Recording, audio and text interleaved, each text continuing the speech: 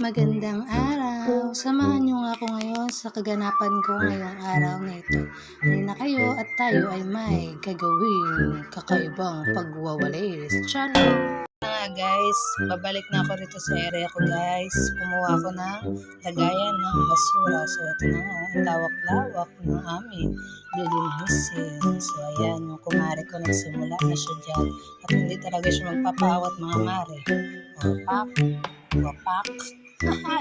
Ito nga mga mare, first day nga namin to. Magwawalis kami kaya sobrang kalat, sobrang alikabok. Lahat na ng alikabok na higop na namin dito, Diyos mio. At so ayun na nga guys, nagsimula na nga rin ako dito tumulong sa aking mare. At baka masisanti ang mare ninyo. Huwag nyo na nga pansinin yung aso dyan, kaya nagkikiipal-ipal lang yan dyan. So ayun na nga, nagwalis-walis na ako. Kunwari lang yan ha, huwag nyo na seryosohin yan. Kunwari, nagkatulong-tulong para makasahod, aray mo. Alam niyo ba mga mare, hindi ko to first time. Nakailang buwan din ako, ganito din ako, nagwalis-walis.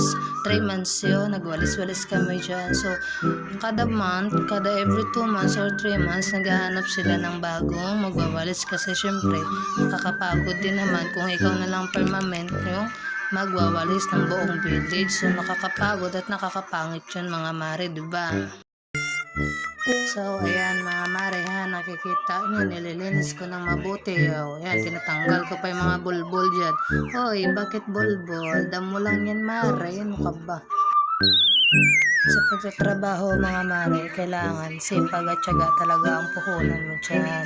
Yung hindi ka dapat mareklamo, hindi ka maarte sa sarili mo. Kailangan, syempre, pinaghihirapan mo yung kikitain mo pera. Wala namang easy money, diba mga mare? Agree ba kayo? So, ayan. Kung tutusin, maliit lang, pero syempre, kahit pa paano, meron naman tayong kinikita. Kaysa naman patambay-tambay, mari-marites, so magwawalis na tayo mga mare.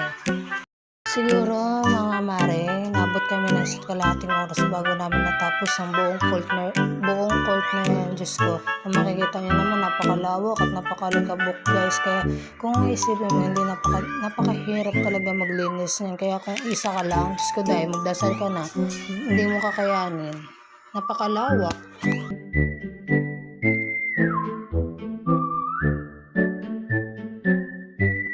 At ito na nga guys, malapit na matapos si Mari nyo, mapupunta na sa susunod na kabanata yan. Napakatagal. Okay na guys, mga Mari ko. Tapos na ako dyan sa part na. Pupunta na ako rito sa baba. Hindi na kayo. Samahan nyo na ako at pababa na tayo. Ayus-ayusin lang natin to kay first time na naman natin to. Hi!